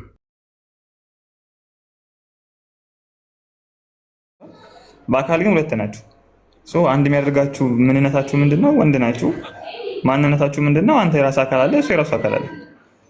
ተስማማን። ስለዚህ አካል ማለት የራሱ ኤግዚስተንስ ያለው ራሱን ችሎ ያለ ነገር ሳይሆን የአካላት ባህሪ ነው ማለት ነው አይደል? ነው ጀማልዬ ነው እንደዛ ነው። አካል ማለት ልክ እንደዛ ነው። ባህሪስ ለምሳሌ አምላክ ዘላለማዊ ነው። አምላክ ዘላለማዊ ነው ስንል ስንት ዘላለማዊ ያለ ልትል? አንድ አንዴ ጀማልዬ ሳላ አብ ወልድ መንፈስ ቅዱስ ዘላለማዊ አብ የሚለውን ንካልኝ። አብ የሚለውን ነካ አድርጎ አብ የሚለውን ማለት ነው። ኦኬ ይሄ አብ አለ። አንዴ አይ ዘላለማዊ ግድ የለም ጀማልዬ አንዴ ጥያቄውን ልቀጥል። ጥያቄውን ልቀጥል። ምንድን ነው? አልቀጥልም። ዘላለማዊ በል እየመለስክ እኮ ራስህ ምኑ ራስህ ጠይቀህ ራስህ እየመለስክ ነው። ምኑ ዘላለማዊ በልልኝ እስከ አብ ላይ ዘላለማዊ ቃላት እያሰማርከኝ ነው። በል ብለህ ጻፍ እስኪ ሳላይ። አይ እሺ ጠየቅከኝ፣ ጠይቄ ደግሞ ጠይቀህ ስመልስልህ ያስተማርኩህ ከመሰለህ ያው እሱ ያንተ አቲቲዩድ ነው።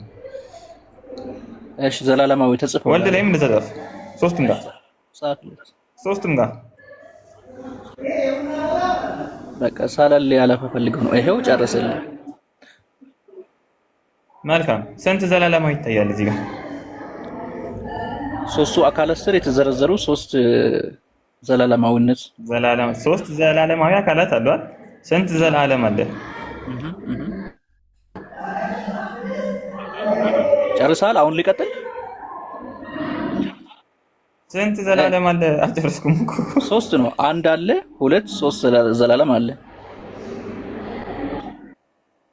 ኖ ዘላለም የሚባል ባህሪ ስንት አለ? ሶስት ነው። ሶስት ዘላለማዊ ባህሪ ነው ያለው። አብም ዘላለማዊ ነው አይደል? አብም ዘላለማዊ ነው፣ ወልድም ዘላለማዊ ነው፣ መንፈስ ቅዱስም ዘላለማዊ ነው። ሶስት ዘላለማዊ አካላት አሉ። ስንት ዘላለም አለ? ዘላለማዊነት የሚባል ባህሪ ያላቸው ሶስት አማልክቶች አሉ። አካላት አሉ። አማልክት አይደለም፣ አካላት አሉ። ያው ኦኬ። እኔ ሊቀጥል። እሺ አብ ጋር እንመለስ። አብ ጋር ሂደሳላ። ኦኬ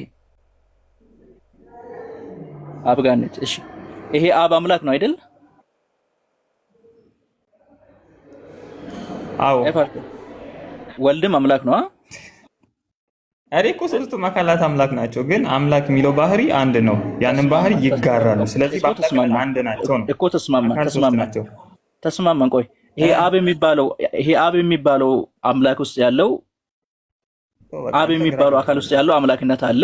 ወልድ የሚባለው ውስጥ ያለው ከታችን ጀምር፣ ከባህሪን ጀምር። ባህሪ ምንድን ነው የሚለው ነው ያስ አሁን ለምሳሌ አንተ አስጨርሰኝና ከዛ ጥያቄውን አስጨርሰኝ ልጨርስ። አንድ አዳምጥ እባክህ። ኦኬ አብ የሚባል አካል አለ። ይሄ አብ የሚባል አካል አምላክነት አለው አይደል? አምላካዊ ባህሪ አለው። ሰብሪ ልጅ ዲፊኒሽን እየሰጠ እኮ ነው። ጠይቆ ሚውት አድርጎ ይቀመጥና አስረዳው አንተ። እስኪ ሚውት አድርጎ አንተ ይሰጣል። በራሱ ይሰጣል። አይመልስም። ለዛ ነው። ኧረ ጣልቃ አትግባ፣ እንጨርስ። ይሄ አብ የሚባል አካል አምላክነት አለው አይደል? አለው። እንቀጥል። ምን አልከኝ? አይሰማም ባልኮን አለው አልኩ። አመሰግናለሁ። ወልድ የሚባለው አካል አምላክነት አለው አይደል? ወንድሜ የኔ በል። ኦኬ መንፈስ ቅዱስ የሚባልም አምላክነት አለው። እሺ እነዚህ ሶስቱ አካላት ካላቸው የአምላክነት ባህሪ በተለየ አንድ አምላክ የሚባል የራሱ ኤግዚስተንስ ያለው ነገር አለ ወይ?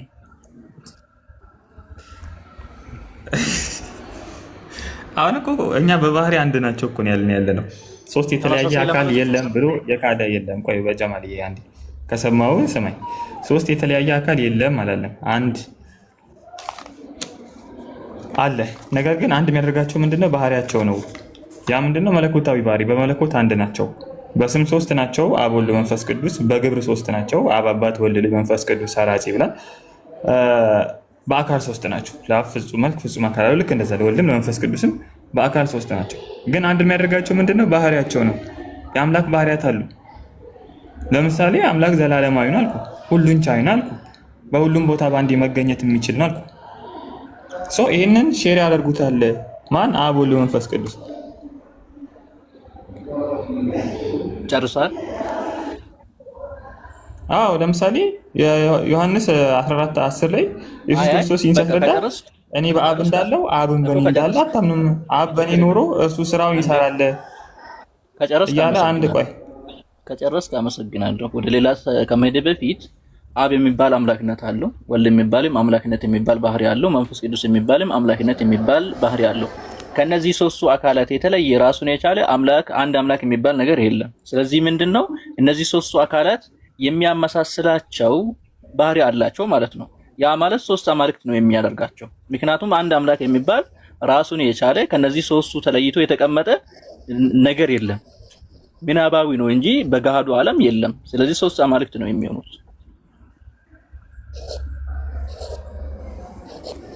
አንድ አምላክ የለም። እንግዲህ አንተ አልክ አለ ክርስቶስ። በቃ እሺ እኔ ላይ ካለ ያሳየኝ ሶስት አማልክት ነው የሚሆነው። የለማ ካለ ያሳየኝ። በቃ አንተ አልክ መልስኩልህ እኮ። ከዚህ በላይ እስከምታምን ድረስ ክርስትና እስከምትነሳ መድረቅ የለብኝም። ልጠይቅህ።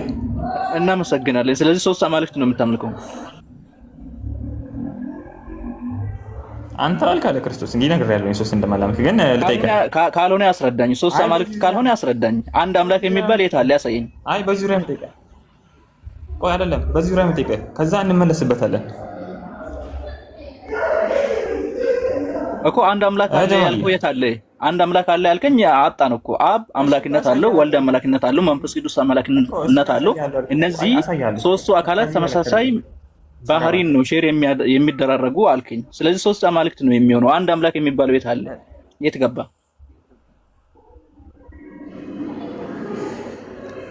እሺ አሁን አንተ ተውሂድ ብለህ ነው አላህ አንድ ነው ብለህ ነው እንደምትለውና አላህ አንድ ነው። ይሄንን ጨረስክ? ይሄንን ጨረስክ? መልስ የለም። ሶስት አማልክት መሆኑን አምነህ ሆነ እንድደሽ አይ እመለስበታለሁ። አንድ ነው ወይ? ሳንጨርስ ለምን እናልፋለን? ጨርሰን ነው የምናልፈው ወደዛ። አንጨርስም። ምን ያልፋታም ዛሬ አንድ ነው ወይ እኮ አትፋታኝም፣ ግን ይሄንን እንጨርስ ርዕሱን። ሶስት አማልክት መሆኑን ተስማምቻለሁ። ወደ ተውሂድ እንሂድ ካልክ እንሄዳለን። ኧረ በአላህ መልስልኝ እኮ ሶስት አማልክት መሆኑን ካመንክ እንሂድ።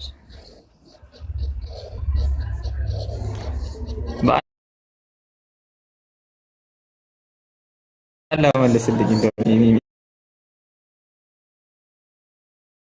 እኮ ሶስት ስላሴ ሶስት አማልክት ነው አንድ መሆኑን ማስረዳት አልቻልኩም። ወደ ተውሂድ እንድበልና እንድ አይደለም ድምጽ ርቀዋል። ምን አልከኝ?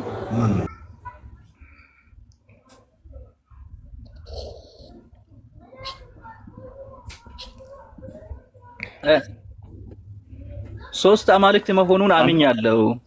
ወደ ተውሂድ እንድ ካልክ እንድ፣ ካልሆነ ደግሞ እዚህ ላይ መልስልኝ እኮ። ልመልስልህ እኮ ነው። አንድ ነው እኮ ጨርሳ። ይሄንን ሳጨርስ ወደዛ ለምን ትሄዳለህ? ምን አስፈራህ? አንድ ነው። ምንድነው የሚያስፈራኝ? ከአንተ ጋር እኮ ነው የጀመርነው እኮ። ታዲያ ቀጥላ። አንድ ነው ወይ? ምኑ? ስለ ስላሴ ነው። አላህ አንድ ነው ነው። አላህ አንድ ነው። ስለ ስላሴ ምን ትላለህ? ምንድነው? ስላሴ አብ አለ፣ ወልድ አለ፣ መንፈስ ቅዱስ አለ። አብ አምላክ ነው፣ ወልድ አምላክ ነው፣ መንፈስ ቅዱስ አምላክ ነው። ከአብ የተለየ አንድ። አመሰግናለሁ። በቃ አልቻልክም። ስላልቻልክ ምን ትችላለህ? አይ አይደለም፣ አልቻልክም አይደለም። ፖለቲካ ልሰራ ነው። አንድ ነው። የሚያዋጣ እንትን የለም። በመሸሽ ምናምን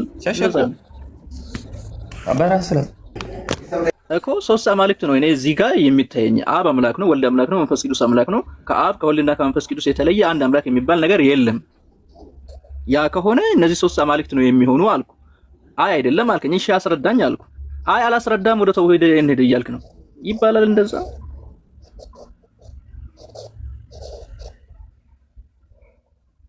ሶስት አማልክት ነው ብለህ ከተቀበልክ ምን እንችላለን? አይ ሶስት አማልክት አይደለም ካልክ ደግሞ አንድ መሆኑን አስረዳኝና ከዛ እንሄዳለን። ከሁለቱ አንዱን ምረጥ። እንዴት ነህ?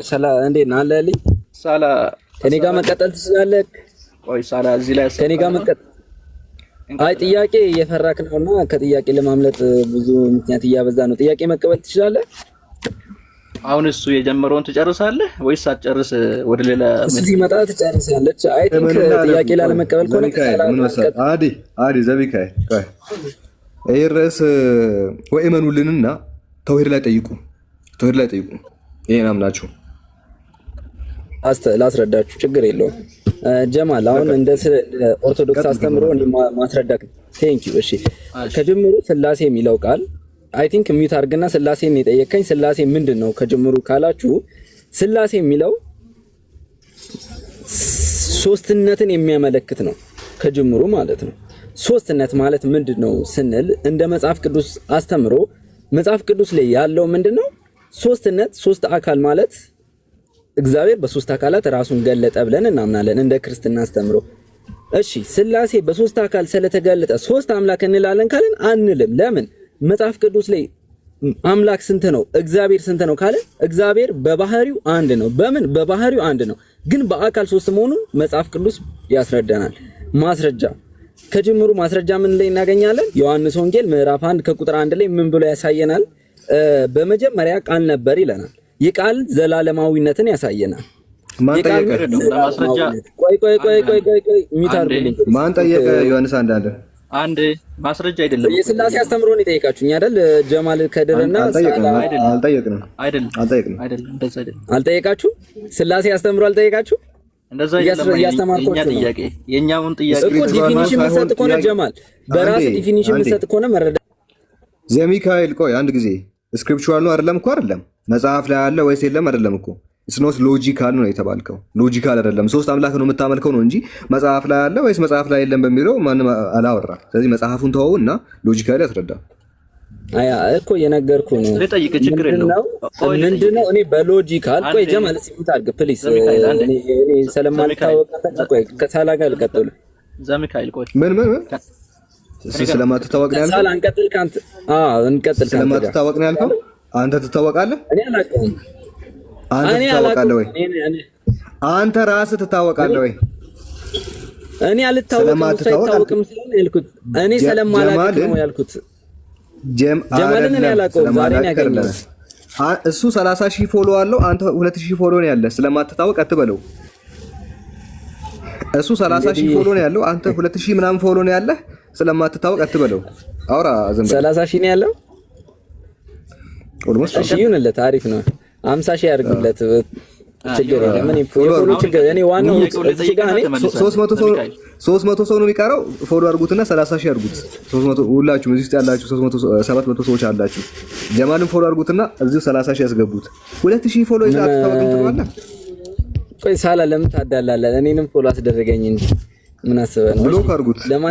በየትኛው ዕውቀት ነው ፎሎ የምትደረገው አንተ? በየትኛው ዕውቀት ነው ፎሎ የምትደረገው? እሺ ቀጥሎ። ቆይ ሳላ እኔ ኦርቶዶክስ ነኝ፣ ክርስቲያን ነኝ። የምቀበላቸው መጽሐፍት አሉ። እኔ ከምቀበላቸው መጽሐፍት ነው ማስረዳት የምችላቸው አይደል እንጂ ሎጂካል እኔ ምን አግብቶኝ ነው? ሚካኤል ይሰማሃል? የሚሰማ ከሆነ እንደዚህ እናድርገው። ጥያቄን እንጠይቀሃለን፣ እዛኛ የጠየቅንህን ትመልሳለህ። ራስህን ጠይቀህ ለራስህ ጠይቀህ ሚት አድርገህ ችግር የለም። ሚት አድርገህ ተቀመጥ፣ መልስልህ። አብረን ነው የምናወራው፣ ቃል በቃል ስለሆነ አብረን እናወራለን። እሺ ስላሴ ማለት ሶስት አካላት ማለት ነው ብለህ ነበር። ስለዚህ አላልኩም። የቱ ጋር ነው ስላሴ ማለት ሶስት አካላት ነው አላልክም? ማስረጃ አምጣ እንደዛ ያልኩበትና አንተ አላልክም? እንደዛ አላልኩም። በቃ ስላሴ ሶስት አካል ነው ብለህ ታምናለህ አንተ? ሶስት አካል ነው ብለህ እንደዛ የሚል ነገር ስላሴ የሚለው ቃል እንደዛ ማለት ነው ጀማል። አሁን እኮ ስላሴ ማለት ሶስት አካል ነው የሚል ነገር አላስቀመጥኩም ጀማል። ቆይ መጀመሪያ አዳምጥ ጀማል ፕሊዝ። አረ ብለህ ነበር ሳላጁ ከላይ የጻፈው ስላሴ የሚለው ጎን የጻፈው አንተ ስትናገር ነው ሶስት አካላት ብለህ ማለት ነው። ኦኬ ችግር የለውም። እሺ ሶስት አካላት ነው ብዬ አይደለም። ስላሴ ማለት ምን ማለት ነው የሚለውን ነገር እወቅ መጀመሪያ፣ ከዛ በኋላ አስረዳሃለሁ። ኦኬ እንደዚህ እናድርገው። አጠር አድርግና አንድ ደቂቃ በማይበልጥ ጊዜ ውስጥ ስላሴ ማለት ምን ማለት ነው የሚለውን አስቀምጥና ከዛ ጠይቃለሁ። ቀጥል። አንድ ደቂቃ ደቂቃ ሰተኝ ነው ሳላ። እሺ ቆይ ደቂቃ ከሰተኝ አንዴ ደቂቃውን አስቁምልኝ ሳላ። ላስረምልኝ በደቂቃ ከሆነ በጣም ደስ ይለኛል። ማን ነው እንትን የሚልብኝ ደቂቃ ሳላ? ለምንድን ነው ደቂቃ የምትሰጠኝ? አንዴ ለምንድን ነው እንትን የማትለው? አውራ። ለዛ እኮ ነው አንድ ደቂቃ ካለ አንድ ደቂቃ ይሰጣል። እሺ እንዳስረዳ አንድ ደቂቃ ይበቃኝማ። አራስ መጀመሪያ ምንድነው የሚለውን ባጭሩ ታብራራለህ። ሌላ ነገር አይደለም። ስላሴ ማለት ጀማል ሁለት ላድርግለት። ቆይ ሁለት ላድርግለት። እሺ አመሰግናለሁ። በስመ አብ ወወልድ ወመንፈስ ቅዱስ አሐዱ አምላክ አሜን። እሺ አሁን የጠየቃችሁኝ ስላሴ የሚለው ምን ማለት ነው ቃሉ ሲባል ከጅምሩ ስላሴ ምን ማለት ነው? የግዕዝ ቃል ሲሆን ሶስትነት ማለት ነው። ሶስትነት ነው። ሶስትነት በምን አይነት መለኮት ራሱን በሶስትነት ውስጥ አለ፣ ሶስትነት አለው ብለን ነው የምናወራው እንጂ ምንድነው ሶስት አምላክ እያለን አናወራም። ለምን መጽሐፍ ቅዱስ ላይ ሶስት አምላክ የሚል ነገር አልተቀመጠም ከጅምሩ ማለት ነው። ለምን አምላክ ባህሪ አንድ ነው። መጽሐፍ ቅዱስ የሚናገረው እንደዛ ነው። ግን መጽሐፍ ቅዱስ በመጽሐፍ ቅዱስ ውስጥ ቃል በቃል እግዚአብሔር በሶስት አካል መግለጡን መጽሐፍ ቅዱስ በደንብ ነው የሚያስተምረን። ኮሎጂክ ምናምን ይባላል። እኛ ሎጂክ አይ ቲንክ እኛ በሎጂክ ከሆነ በሎጂክም እኛ ብዙ ነገር እንጠይቃቸዋለን። በአምላካችሁ ዙሪያ በሎጂክ ከሆነ ማያስኬድ ነገር አለ። ይሮጣል ሲባል በሎጂክ እንዴት ነው የሚሮጠው? እንዴት ነው የምትጠቀሙት? ይሮጣል ከተባለ ይሄ አምላክ ላይሆን ይችላል። ግራና ቀኝ ያለው ለአምላክ ከተባለ ምንድነው በሎጂክ ሄድን ማለት ነው። ግራና ቀኝ አቅጣጫ ነው። ስለዚህ አምላካችሁ ፍጡር ሊሆን ነው ማለት ነው። ማወቅ ያለባችሁ ነገር ግን በሎጂክ ሳይሆን እንደ መጽሐፍ ቅዱስ አምላክ ራሱን በገለጠበት መንገድ እኛ አሜን ብለን የመቀበል ምንድነው ግዴታ ነው ያለበት። ስለዚህ ስላሴ የሚለው ነገር ሶስትነት ነው ካልን እግዚአብሔር ራሱን በሶስት አካላት ገልጧል። ግን ሌላ አምላክ ሆኖ ነው አይደለም። ለምን ዮሐንስ ወንጌል ምዕራፍ 1 ቁጥር 1 እግዚአብሔር በአብ ዘንድ ወልድ በአብ ዘንድ እንደነበረ ይናገራል። የሐዋርያት ሥራ ላይ መንፈስ ቅዱስ ራሱ እግዚአብሔር መሆኑን ይናገራል። የማቴዎስ ወንጌል ምዕራፍ 28 ከቁጥር 19 ላይ አብ ወልድ መንፈስ ቅዱስ ብሎ ክርስቶስ ራሱ ገልጦልናል በቋንቋ። ስለዚህ አብ ወልድ መንፈስ ቅዱስ የሚለው ሌላ አምላክ ሳይሆን አንዱ አምላክ ነው። ዮሐንስ ወንጌል ምዕራፍ 1 ከቁጥር 1 ላይ በመጀመሪያ ቃል ነበረ፣ ቃልም በማን ዘንድ ነበር? በእግዚአብሔር ዘንድ ነበር ይላል። ያም ቃል ደግሞ ምንድነው? ሌላ አምላክ ሳይሆን ራሱ ምንድነው? አንዱ እግዚአብሔር ነው ብሎ ነው ያስቀመጠው። በየትኛውም አይ ቲንክ በመጽሐፍ ቅዱስ ላይ እኔ የምመራው መጽሐፍ ቅዱስ ስለሆነ በመጽሐፍ ቅዱስ ሶስት እግዚአብሔር እንደማመልክ ማስረጃ ያምጣልኝ።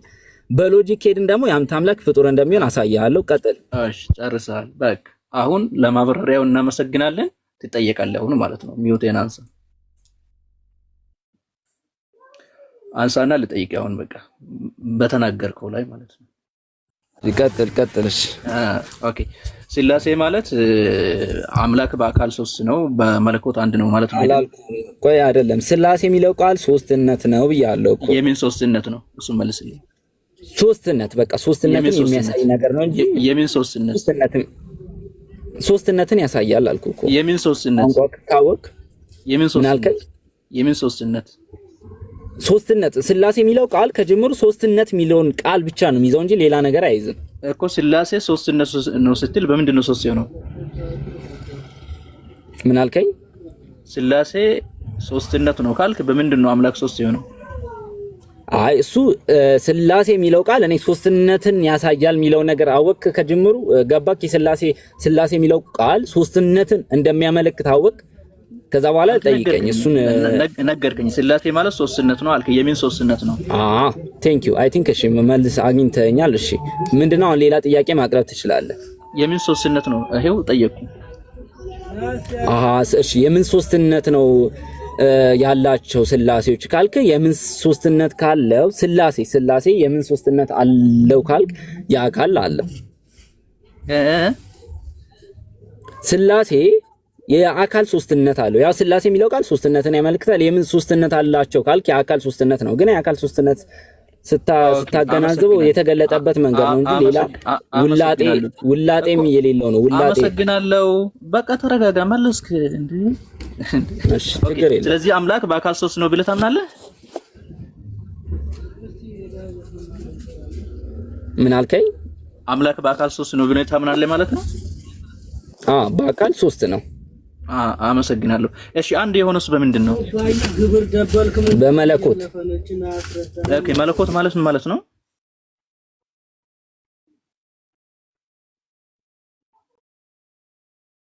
ያልቻለ አምላክ ነው? ራሱን የቻለ አምላክ አይደለም። ለምን? አንድ መለኮት ስላለ ራሱን ያልቻለ አምላክ ነው እኮ። አብ ራሱን ያልቻለ አምላክ ነው። አይ ራሱን ያልቻለ አምላክ አይባልም። ምንድነው? ብቻውን አምላክ ሳይሆን ለምን ቃልና መንፈስ ቅዱስ መንፈስ የሌለው አምላክ አይደለም እሱ። ለምን? ከቃልና ከመንፈስ ጋር ነው አንድ ላይ። አብ ራሱን የቻለ አምላክ ነው ወይስ ራሱን ያልቻለ አምላክ ነው? እንደዛ የሚባል ጥያቄ የለም። ጥያቄ ከጅምሩ ራሱን የቻለ ያልቻለ ምንድነው? ለምን ሲባል የቻለ ያልቻለ ማለት ምንድነው? መቻልና ለመቻልና አምላክ አብ ብቻውን አምላክ ነው ማለት የተለያዩ ጥያቄዎች ናቸው። እነሱን መጀመሪያ ተገንዘብ። ያን ነገር ሳትገነዘብ መጠየቃችን ራሱ መቻልና ለመቻል አይደለም። እዚህ ጋር አምላክ ይችላል አይችልም የሚለው ጋር ነው ጥያቄ። ኮይስ ምንድነው ኢንዲፔንደንት የሚለው አብ ኢንዲፔንደንት ነው በአምላክነቱ ጥገኛ ነው ጥገኛ አይደለም እያልከኝ እኮ ነው ወደ አማርኛ ሲተረጎም ማለት ነው። ጥገኛና አብ ራሱን የቻለ አምላክ ነው። እንግሊዘኛው አይገናኝም። ሌላ እንግሊዘኛ ብትጠቀም ያስኬድላል። እሺ ልመልስልህ። አብ ራሱን የቻለ አምላክ ነው ካልከኝ አብ አምላክ ነው። ግን ብቻውን አምላክ ነው ካልከኝ ብቻውን አምላክ አንድ ባህሪ አንድ አካል ያለው አይደለም። ለምን ሲባል አንድ መለኮት ነው። የዛ መለኮት አካል ነው። ሌላ ምን ትፈልጋለህ? አብ የሚባል አካል አለ አይደል? አዎ እንትና ሳላ 2 ደቂቃ ስጠውና በደቂቃ ይጠይቀኝ። እኔም በደቂቃ አይደለም። ቆይ እየመለስክ አይደለም። ስጠው አንዴ ቆይ። ጥያቄ ሲከብድ እንደዚህ የሚባል ጥያቄ የለም ብለህ አታልፍም። በነገራችን ላይ አላሳልፍህም። ቆይ የጠየቀ ጥያቄ አለ ሲከብድ እንደዚህ የሚባል ጥያቄ ግን ህዝቡ ይታዘባል። ሳላ እግዚአብሔር ለምሳሌ እዚህ ታዘባቸው 80 ሲባዛ በ40 በ70 ስንት ነው ብዬ ብጠይቅ አሁን አታቆምና 829 ሰው ነው የሚታዘባቸው። ሳላ እንደዚህ የሚባል ጥያቄ ማንም አይፈቅድልህም። እዚህ ጋር መልሰው ችግር የለም። የጠየቀ ጥያቄ አለ እንደሌላ ያያሳየው አብ ጎዶሎ ነው አይደለም ነው። አሁን እዚህ ጋር ራሱን የቻለ አምላክ ነው አይደለም?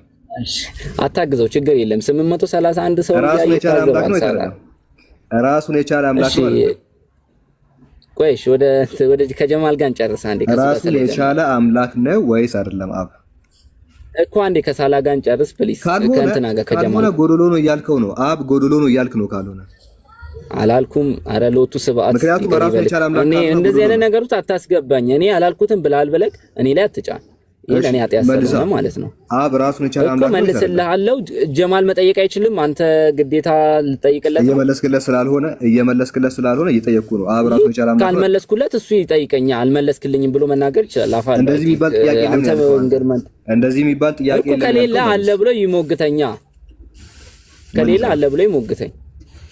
እሺ የለም ችግር የለም። አልቻልኩም ካለ ወደ አንተ ገባለሁ። እሱን ያልችልም ጥያቄ